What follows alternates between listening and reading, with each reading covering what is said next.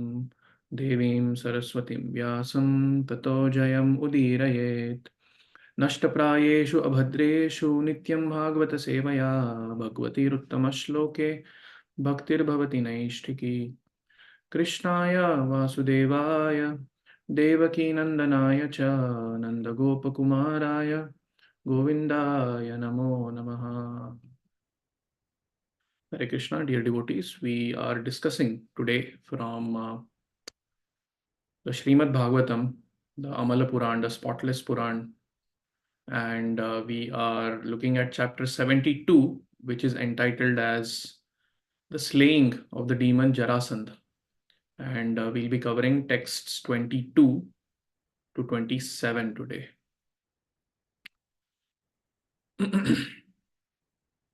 So let's begin. Shri Shuka Uvacha स्वरैराकृतिभिस्तांस्तु प्रकोष्ठैर्जाहतैरपि राजन्यबन्धून् विज्ञाय दृष्टपूर्वान् अचिन्तयत्. Translation. Shukadev Goswami said, "From the sound of their voices, their physical stature, and the marks of bowstrings on their forearms, Jarasandha could tell that his guests were of royal order. He began to think that he had seen them somewhere before." Purport by the disciples of His Divine Grace, A.C. Bhaktivedanta Swami, Srila Prabhupada ki jai. The Acharyas point out that Jarasandha had seen Lord Krishna, Bhimsen, and Arjuna at Draupadi's Swayamvar ceremony.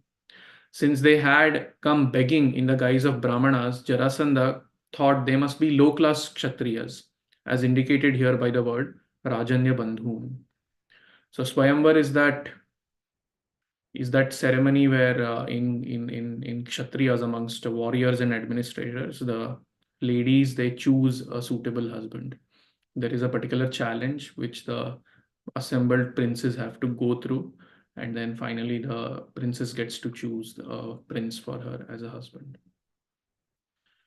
Rajanya bandhavo ya ete brahmalingani bibhrati dadani bhikshitam tebhya atmanam api dushyajam. Jarasandha thought, "These are surely members of the royal order dressed as Brahmanas, but still I must grant their request for charity, even if they beg me for my own body." Purport. Here Jarasandha reveals his strong commitment to charity, especially when begged by Brahmanas. Balernu shruyate kirtir vitata dikshvakalmasha aishwaryad bhramshitasyapi vipravyajena vishnuna shriyam jihir shatendrasya vishnave dvijarupine janan api mahim pradad varyamano pidaityarat. Indeed, the spotless glories of Bali Maharaj are heard throughout the world. Lord Vishnu, wishing to recover Indra's opulence from Bali, appeared before him in the guise of a Brahmana and made him fall from his powerful position.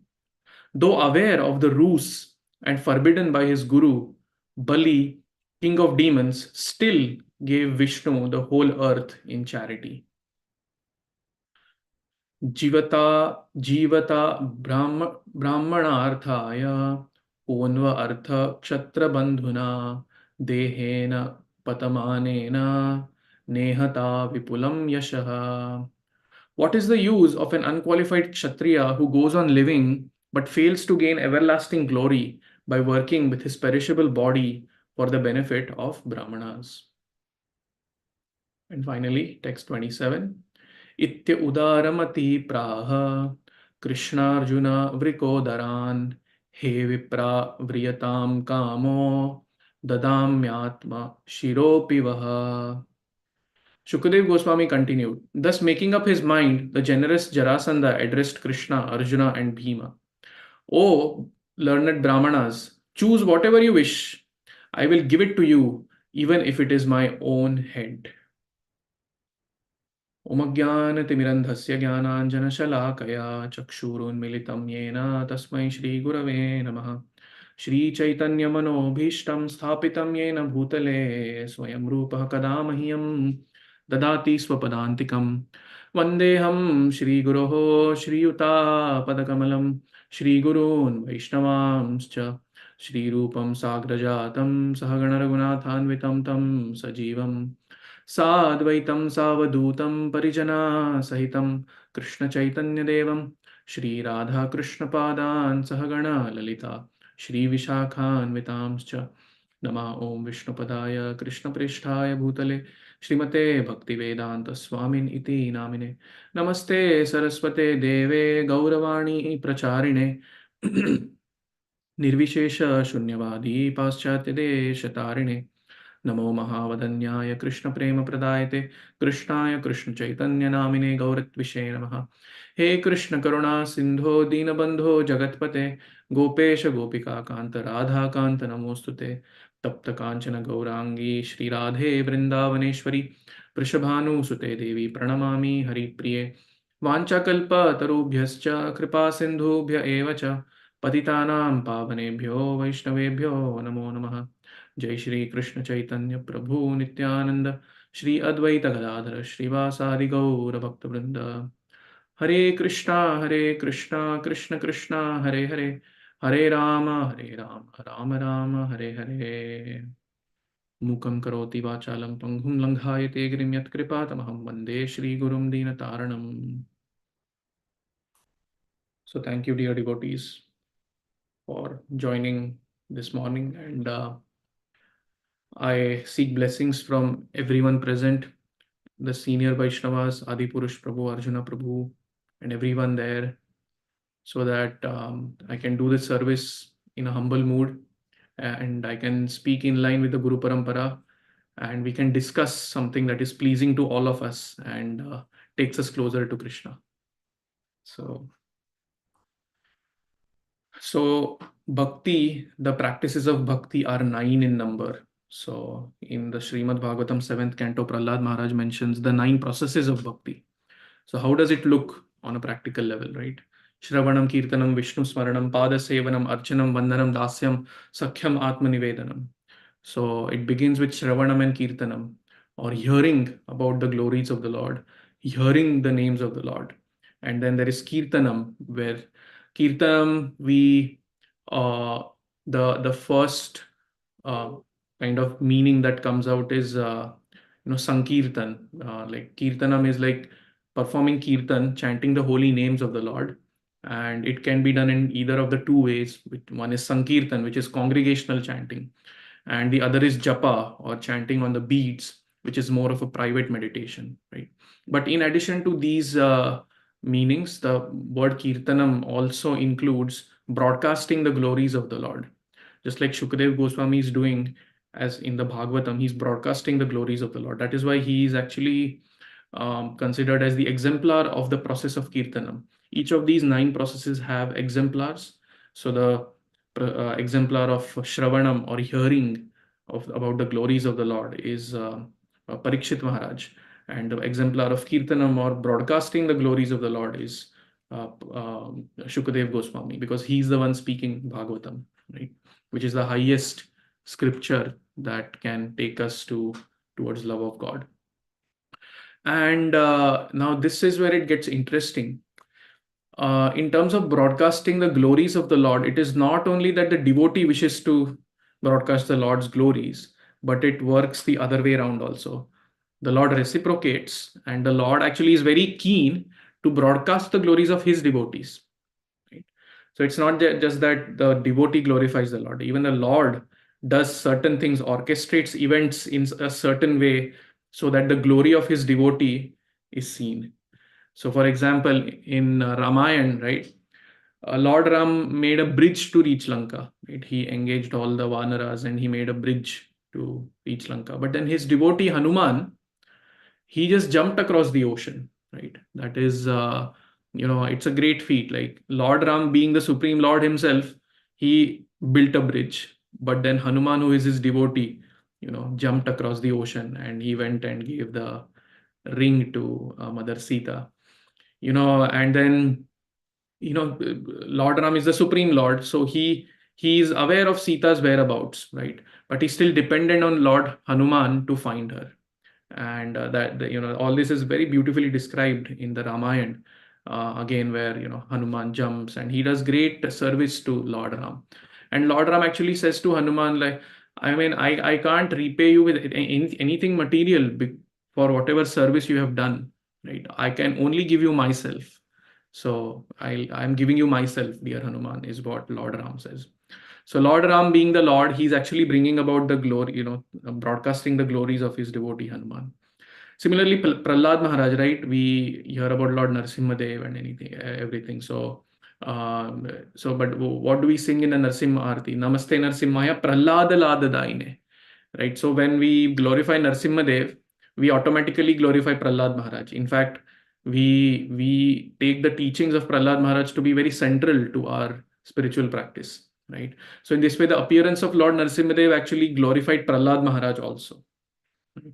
Similarly, Srila Prabhupada, he was actually asked that Lord Chaitanya was the Supreme Personality of Godhead. So he could have easily spread the Sankirtan movement all over the world. Why didn't he do it? And then Prabhupada very humbly replied that he left that seva for me. So, I mean, he left that seva for Prabhupada. So that is a very sweet thing that the Lord, although he's the supreme Lord, he's, say all glories, to Shri Guru and Gauranga, right? So we give all glories to the Lord, but then the Lord is ever ready to give all the glories to his devotee. So that is the reciprocation, beautiful reciprocation that happens in the spiritual realm of things. So similarly, in this particular section of Srimad Bhagavatam, the slaying of Jarasandha.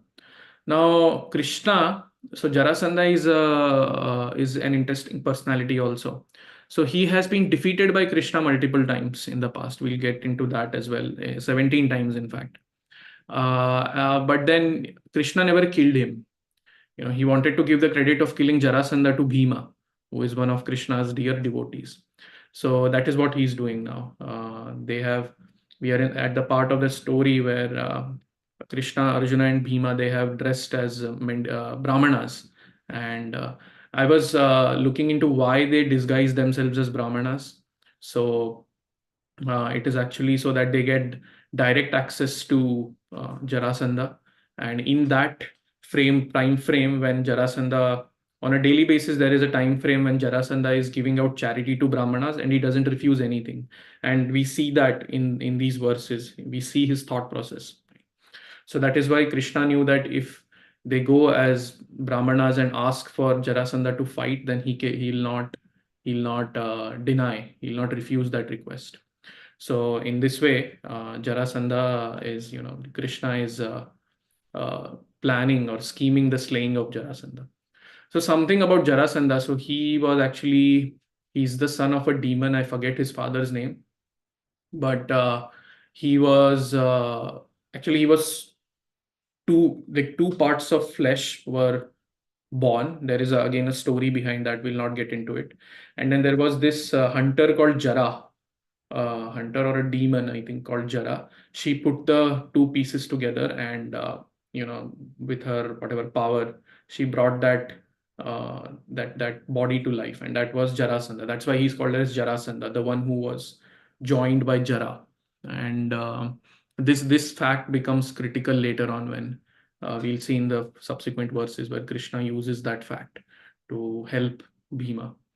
So he was the king of the Magadha province, what we call as Magadha province, used to call at that time. And he was always critical of Krishna. So in Krishna Lila, we see so many people, like by default, they were critical of Krishna, Shishupal, Kamsa, and so on. So Jarasandha was also very critical of Krishna and he tried to defeat him several times. But Krishna would always capture him. He would capture Jarasandha, he would capture his soldiers. And as if, he would bring Jarasandha, they would bring Jarasandha to Krishna. And then as if Jarasandha was not even worth punishing or worth his attention, he would just let him go. So for a Kshatriya, it's very insulting. If a Kshatriya is captured, then it's very insulting for the Kshatriya to just be let go without doing anything. It indirectly means that your opponent is not even considering you worthy enough to punish.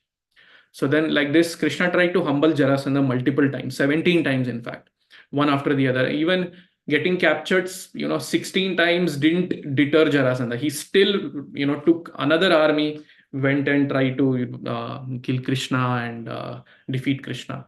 But still, he could not. And then on the 18th occasion, when Jarasandha wanted to capture Krishna, he sought help of another demon called Kalayavana. So Kalayavana also had a huge army. Jarasandha also had a huge army, and they kind of surrounded the city of Mathura from two sides. And in order to preempt any danger to any harm to the residents of Mathura due to the battle, because they were on the both sides of Mathura. So then Krishna didn't want any collateral damage and any harm to Mathura, Vrindavan, and things like that. So that's why he apparently fled away from the battle, and that again that gives his name Ranchor, who left the battlefield, right? And that way he redirected their attention away from Mathura, thereby protecting the devotees. So Jarasandha had imprisoned 20,800 kings around, the kings of the places around his province, and he was torturing them. And he would do such heinous acts which were against the spirit of a true Kshatriya, a true warrior, right? And we'll see in these verses that Jarasandha exhibits what we call as confirmation bias. So confirmation bias is we have certain beliefs, certain basic beliefs, and whatever events, whatever facts we come across, we only choose those things which will fit into our belief system. For example, he will say now in the subsequent verses that Krishna, I don't want to fight with you. You're a coward. You left the battlefield, right? So he's taking that one instance of Krishna leaving the battlefield, but he's overlooking all the 17 times when he was very badly defeated by Krishna, right?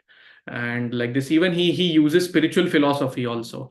He when Shishupal is dejected that he could not get Rukmini as his queen. That time Jarasandha is actually consoling Shishupal and telling him a lot of good philosophy. Actually, no, it's not your time. Time factor is there. He also mentions Supreme Lord, but then yeah, he's ignorant in the sense that the Supreme Lord is right there, but he is antagonistic towards him. So one thing that comes here in these verses is the point about charity, right?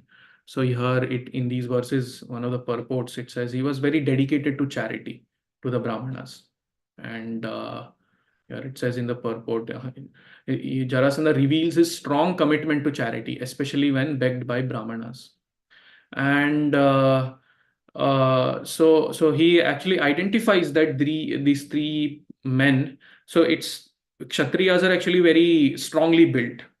You look at a person, at least in those times, you look at a person, you understand whether he's what his varna could be. And especially Kshatriyas, they're very strongly built, very, they have marks of the warrior and things like that. And Jarasandha could clearly see those things in these three men, Krishna, Arjuna, and Bhima. They're actually dressed as Brahmanas, but then he could see that by using the bow and arrows, like their hands had marks on them. So he could see those things and he could understand, these people seem to be dressed like Brahmanas, and but what is all this? And he saw Bhima. Bhima is like a huge person, A Brahmana can't be so huge. So he knew that. So he understood that these people are actually Kshatriyas. They have come in the garb of Brahmanas. But then he says, still, I will, give them charity. I can give them my head if they ask for it. That was his commitment to charity to Brahmanas. And it is interesting again that he compares his situation to Bali Maharaj. So in one of these verses here, he compares his situation to Bali Maharaj. Now, this clearly means that Jarasandha knew the Bali Maharaj pastime. It's not that he was not aware of those pastimes. He knew the whole pastime. He summarizes within his thought process, right? The spotless glories of Bali Maharaj are heard throughout the world. Lord Vishnu wishing to recover Indra's opulence and things like that. And then, although aware of the rules and forbidden by his guru Shukracharya to not give charity to this little boy Vamana, who is actually Lord Vishnu, still he didn't listen to his guru, and he gave the whole earth, and he gave himself in charity also to the Lord. So he knows this, and that is very interesting. Now, there is wisdom, there is knowledge, and then there is the disposition, right? Our disposition actually decides how we use our position in terms of our knowledge, in terms of our place in the society, and things like that, for a good purpose. So this Jarasandha, he knew everything, and he knew all these spiritual concepts, time and soul and whatnot, and he was very dedicated to charity, good activities like charity to Brahmanas. But then all of these so-called good qualities were meant for his own selfish purposes. So they were not meant for a higher purpose, right? So here, from the Krishna book, in Krishna book, Prabhupada writes, but although these three persons were Kshatriyas, they had come to his door begging alms like Brahmanas. Therefore, he decided that he would fulfill their desires in spite of their being Kshatriyas, because they had already diminished their position by appearing before him as beggars. So, and then here Prabhupada writes his thought process. Under the circumstances, he thought, I am prepared to give them charity, give them anything. Even if they ask for my body, I shall not hesitate to offer it to them. It is my strong determination, thought Jarasandha, that if I can achieve immortal reputation by sacrificing this perishable body, I must act for that purpose. The life of a Kshatriya who does not live for the benefit of the Brahmanas is certainly condemned. So here, if I can achieve immortal reputation by sacrificing this perishable body, so that achieving that reputation, that immortal reputation, which is like a selfish desire for Jarasandha, that is the central theme of all his activities, including his charity. So this is, an example of how if our motivations are not rightly directed, even the most pious and the most morally sound activities would be of no avail. Right? They are good, not that we should not be pious. Even as devotees, we should conform to certain Vedic principles, right? Uh, but then we need to know the purpose, right? So the again, as I mentioned, our position in the world is not, or rather has lower importance if when compared to our disposition, the importance of our disposition. So yes, position, when we have the right disposition, the position also can be utilized in a proper manner. Right. In this same pastime, we have the other positive example also. The another person who is intending to do a huge, and he as part of that sacrifice, he is going to give out a lot of charity. That is Yudhishthir Maharaj. So he is intending to perform the Rajasuya Yagya, and the Rajasuya Yagya is a huge sacrifice. It's not like a simple one, and it involves doing a lot of charity to the Brahmanas, to the needy and whatnot. Very elaborate. But then he wants to keep Krishna as the center of that Rajasuya Yagya, that sacrifice also. He wants to glorify Krishna by giving him the position of topmost importance, by offering him the Agra Puja, right, to Krishna. So Yudhishthir Maharaj wants to do that. So in the same pastime, we see two people who have a charitable disposition, but the charitable disposition of one person is wrongly directed, in the sense that it's just a means for him to get what he wants. And on the other hand, we have Yudhishthir Maharaj, whose charitable disposition is actually meant to bring about, to broadcast the glories of the Lord. And the Lord, again, as we discussed in the beginning, reciprocates by broadcasting the glories of Yudhishthir Maharaj and approving his plan and helping him in his plan to become the emperor of the world and perform the Rajasuya sacrifice. Right. So, a quick lesson for us also is that um, we may do many things as part of our duties in this world. We may give charity also. We may hold some positions of influence, right? But only when we have the disposition of keeping Krishna in the center, the things that we do will have tangible spiritual value. Otherwise, the Bhagavatam says they just become shrama eva hi kevalam. Na utpadayed yadi ratim shrama eva hi kevalam. Dharma swanushtitah pumsam vishwaksena kathasuiha. Whatever activities we do related to our dharma, they are only as useful as much as they invoke love of God within our hearts. So otherwise they're shrama eva, like they're just useless labor. Of course, Bhagavatam is like the Amala Puran. It brings about the topmost philosophy. So there are many strong words within Bhagavatam, but they are meant to knock us out of our comfort zones, knock us out of our preconceived notions about what true charity is, what, who should be the object of our worship, object of the center of our, the center of our life, the center of our attention. So yeah, that is what I wanted to discuss here. And yeah, I mean, there are many other themes that can come out from this section, but I thought about this particular one because, this particular theme about charity, because Jarasandha is being very, very, he's showing very strong commitment to charity, and he's proud of it. He's very proud of it. And I was just reflecting on this, that out of all the things that Jarasandha did, Krishna chose that one thing about which he was proud, about which Jarasandha was very proud.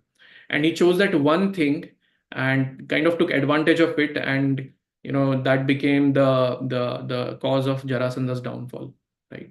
So he was very proud of his charitable disposition towards Brahmanas, and Krishna chose exactly that, right? Similarly, Krishna will break our pride. He he does that. He sometimes does that in small ways. He sometimes does that in significant ways that we may not expect. And yeah, and but there is the benevolent will of Krishna behind those things.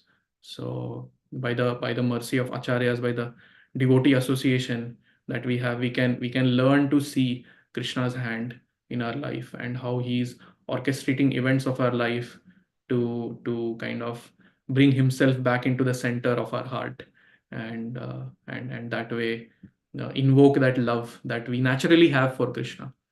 It's not that Krishna is yearning for love. He's Atmaram. He's satisfied, fully satisfied. But then he, at the same time, love is central to Krishna. So whatever other definitions of God we can think, but the central, the focal definition within Vaishnavism at least is that God is one who can supremely love and who can be supremely loved, right? So he's supremely lovable, and he supremely loves us, selflessly loves all of us, and he wants to reciprocate love with each one here, each one of, you know one sec, each one of the 29 participants that are here. Krishna is yearning for your love, so he wants to reciprocate love with you. And yes, and he gives us all these opportunities by bringing in the right people at the right time. All we have to do is make the choice to take to that, take to the grace of Krishna flowing. So anyway, thank you very much. That's all I had to say. Please share your thoughts, your feedback. Um,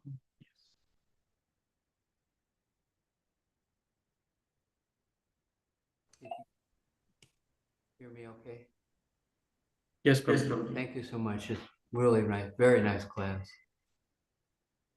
The Krishna is so amazing and so wonderful that he's providing this Varnashram Dharma system, indicating the different roles that different people can contribute in society, and how the system is there.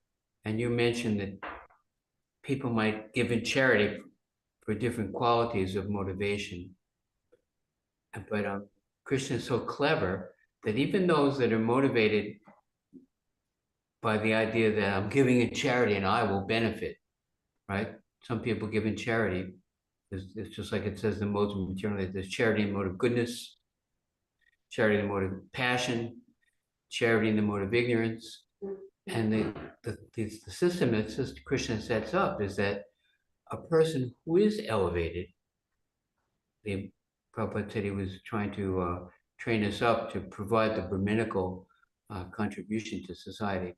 So if a person is engaging in sadhana, following principles, worshiping, and trying to please the Lord, they can benefit others, even those that are motivated to give charity for the wrong reason. They can benefit others by encouraging them. And it says that this is one of the duties of the Brahmin, not just an option, the duties of the Brahmin, 4 of them are there. And one of them is to interface with, look, it says the brahmachari in the temple should go out morning and evening and collect donations for the spirit, to push on the spiritual message movement. But the activity of going out and collecting donations isn't so much about getting, but it's about learning the spirit of caring for others, of encouraging others, inspiring others, requesting others to do something that's good for them. And if the Brahminical component of society does their duty, the Kshatriyas are uplifted, the Vaishyas are uplifted, the Shudras are uplifted. So that that role, the Brahminical role, even here they're disguising as Brahmins. They're not even really Brahmins, but they're taking advantage of the system that Krishna so intelligently and compassionately sets up. So that Jarasandha, who might be motivated to give charity because he knows this is good for me, I'll get something, but still it pushes on Lord Chaitanya's mission. So we are also in the capacity called upon to serve in the Brahminical capacity, and therefore that duty of the Brahmins here in our Prabhupada's effort to establish Krishna consciousness in the West, he sent us out for decades. I personally asked to do that service, even though I was resisting, to go among the people, talk to 100, 200 people a day. And it helps you to learn how to, the service purifies you. When you ask somebody to put their hand in their pocket and take out the money, take out Lakshmi and give it, they're going to look at you very carefully. They want to know, do you care about me or just trying to get money from me? And when somebody's looking at you so carefully again and again and again, gradually you start to look at yourself and say, am I doing this for Krishna's pleasure? Do I really care about these people? So it's a really wonderful system that Krishna set up. How wonderful is Krishna, right? Well, glory to Prabhupada. Sorry to talk so long. Thank you for the class. Thank you very much. William, good to see you, Prabhu. Hare Krishna. You have your hands raised, William, Prabhu. My apologies. Please accept my obeisances. Hare Krishna. I just want to say, the last thing you mentioned there really made my hair stand about love. Because all you need is love. George Harrison said it. He sang it, and he was inspired by Krishna. I mean, Prabhupada. Oh, Krishna, Prabhupada came. I'm trying to think of what to say. I lost my thought. I apologize. Oh, so Christ, Jesus Christ, when asked, how will we know who your disciples are, Christ? Right? Jesus Christ he said, you will know my disciples by the love they have among themselves. That's how you'll know my disciples, by the love they'll have among themselves. So we do very well to be devotees of Krishna in showing that love toward one another. I love the fact that the Bible and the Srimad Bhagavatam, the Bhagavad Gita, they have so much relation, so much connection.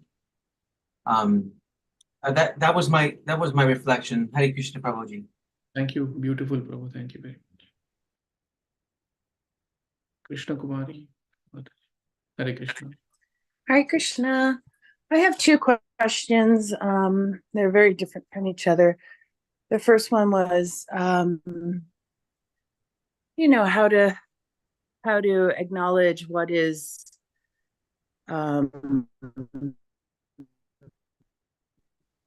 modes of nature. You think your Your voice is choppy for some reason, Mataji. I could hear till acknowledge. How do we acknowledge? And then we You lost it. know, and then what is Krishna? You know,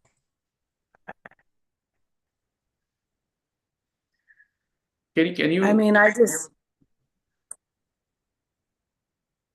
to know what is the modes of nature and what is Krishna in reflection to. Okay, no problem. so Your connection, your internet connection is bad, Mataji.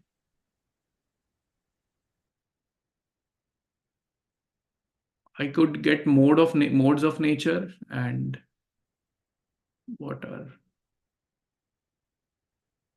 maybe if you can write your questions in the chat, Mataji, we can cover them. I'll try one more time. How do you know the difference between the modes of nature Mm-hmm. and the law of nature and what's Krishna? Like, I just, I still have a hard time thinking that, Krishna is punishing us. I feel like it's our own entwinement. Mm. So when people say this happened, Krishna's teaching me a lesson, I really have a hard time with that. Mm. So the way I see it is like there is a judge, right? People come to him, and a criminal comes to him. The judge he rewards the criminal in the sense of punishing him. But again, that's not exactly punishment. That is punishment, but the purpose behind that is reformation. That is one thing. And then similarly, the judge, he will reward the good person as well. He'll reward the good person with good things. So the system of reward, the system of this cause and effect is put in place by Krishna.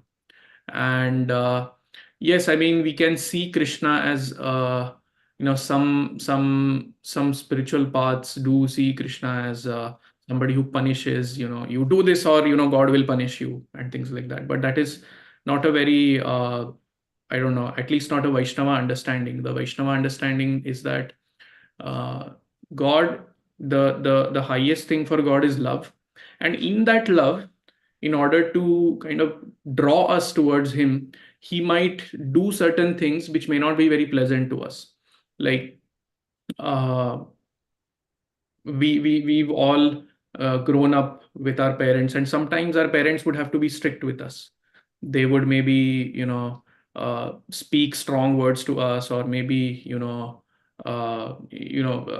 act in a way that may not be very pleasant to us, right?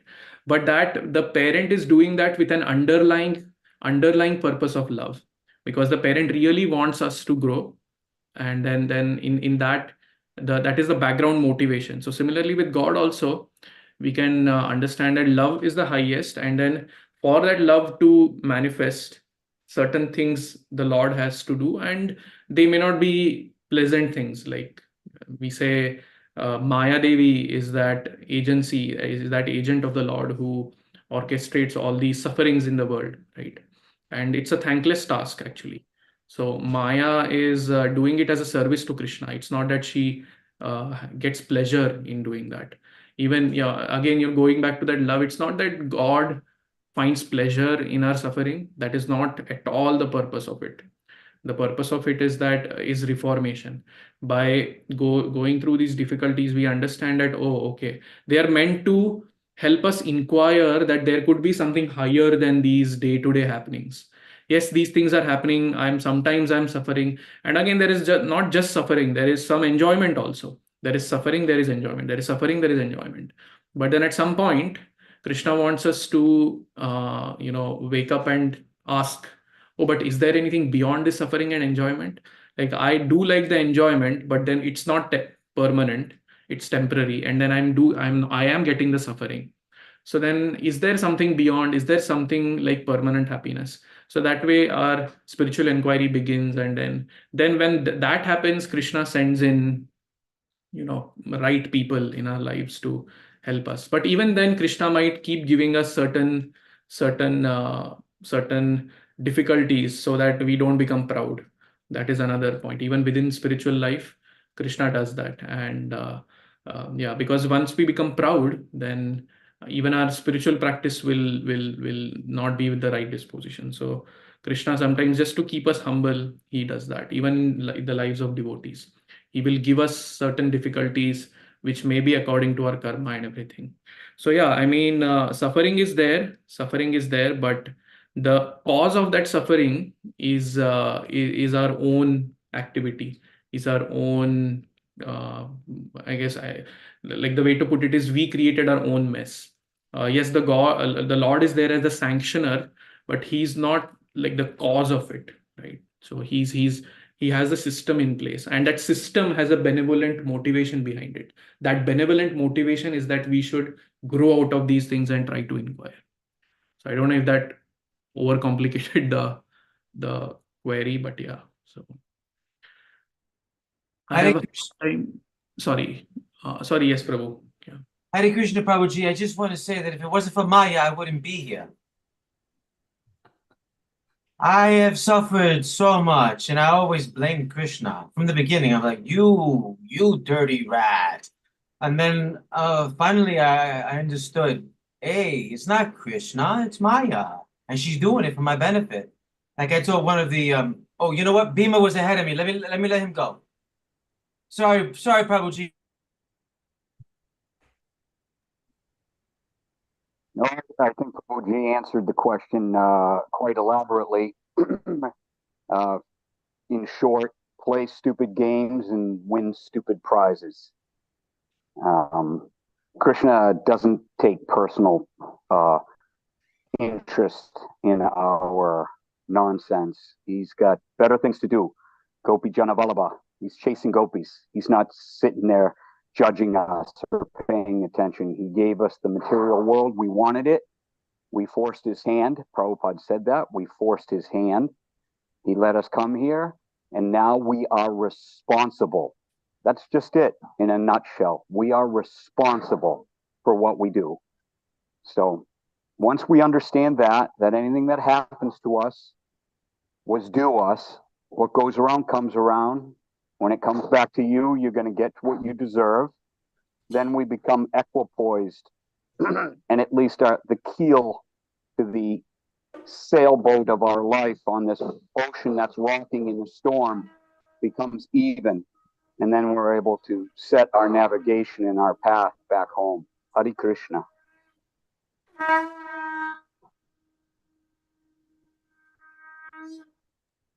Perfect timing, Prabhuji. Perfect timing.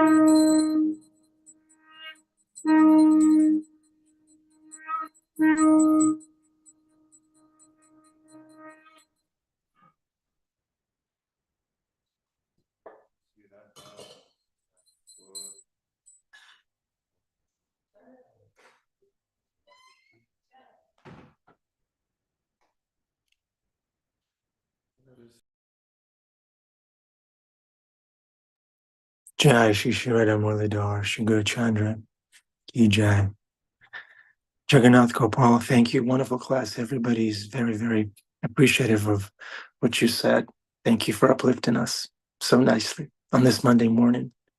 Bhima Prabhu, did you speak?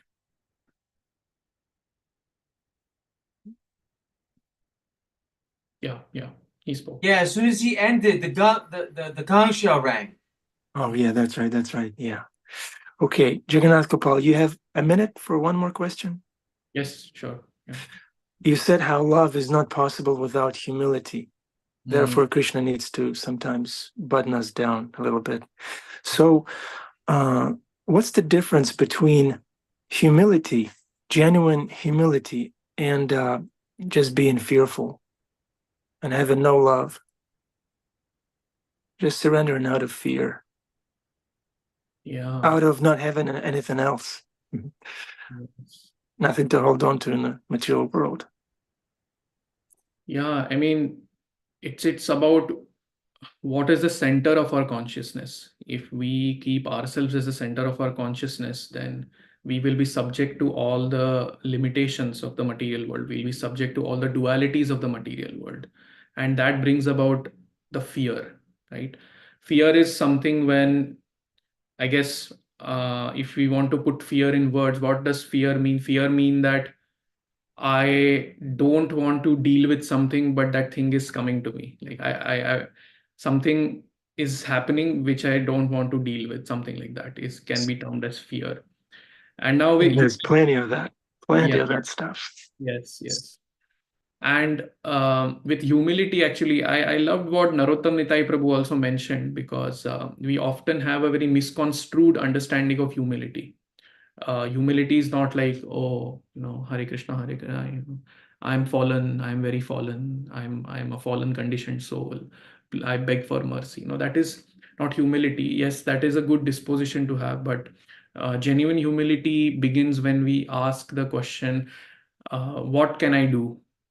What can I do for you, Krishna? So it is less about my inability to do things. It is less about my what frailties. It's more about what I can do given with what I have. That is humility. And here the main thing is that the higher purpose to serve Krishna is in the center. It's not my own inability. It's not my oh, I have to deal with this situation. Yes, we do have to deal with certain situations, but even then, we can try to see it from the light of scriptures, from the light of Krishna consciousness, and see how Krishna's hand is playing in that to help me grow. So that, I think, is one of the very subtle differences between what we call as humility and fear, or a sense of hopelessness, right? Hopelessness is not humility. So we need to ask what I can do to serve you, Krishna, from what I can get from you, Krishna. We are always asking what I can get from you, Krishna, then we'll be frustrated, because this world doesn't work that way. We won't get everything we want. But then when we start asking the question, how can I serve you, Krishna, in every situation of my life, then that will please Krishna. And that is actually, I think, genuine humility. I've also had these misconstrued understandings of humility in my initial years of Krishna consciousness, and but that doesn't humility. And then it took me some time to realize that humility doesn't mean not taking initiative. Humility involves initiative. Humility involves proactiveness. Humility doesn't involve inactivity. So, but then in that proactiveness, the object of that proactiveness is pleasure of Krishna. That is the main point. And it's like, for a person who is I love this example, actually. For a person who is accustomed to mopping the floor of the temple, for him to sit and give a Bhagavatam class is humility. And for a person who is accustomed to giving Bhagavatam classes, for him to go and mop the floor is humility. So humility is very, very subtle, and it's internal also. So it's someone who really knows us, and the guru knows us very well, and that is why he can engage us in services which can bring that humility out. And yeah, sorry, I don't know if that. Thank you. Wonderful elaboration. So basically, humility is when we make ourselves available to serve Krishna and please the Guru. That's humility. Absolutely. Cool. Hare Thank Krishna. you. Oh. Hare Krishna. Go ahead. You want to say something, William Prabhu? Hare Krishna, Prabhuji. I just wanted to say that when I studied theological studies in the college, one of the things that was taught was that the fear is the beginning of wisdom. There's nothing wrong with fear.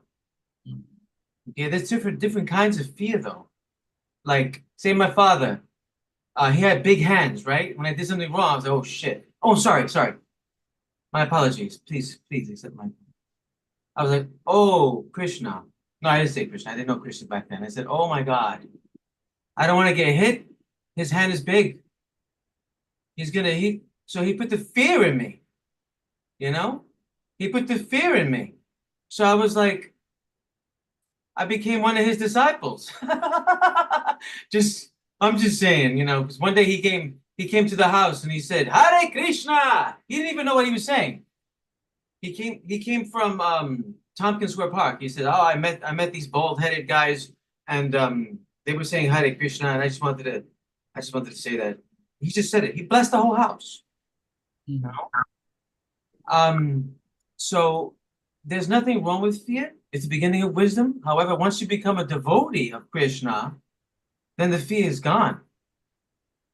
A true devotee has no fear of Krishna if he's actually serving Krishna unconditionally. Haribol. Wow. William Prabhu is shredding wisdom today. Thank you. Yeah, fear is just a wake-up call. Wake up to what? Wake-up call to what? To the reality of devotional service. Thank you. Thank you, Prabhu. Okay, Jagannath Gopal, any final instructions for us? No? Okay, Annabelle, Isaiah, go ahead.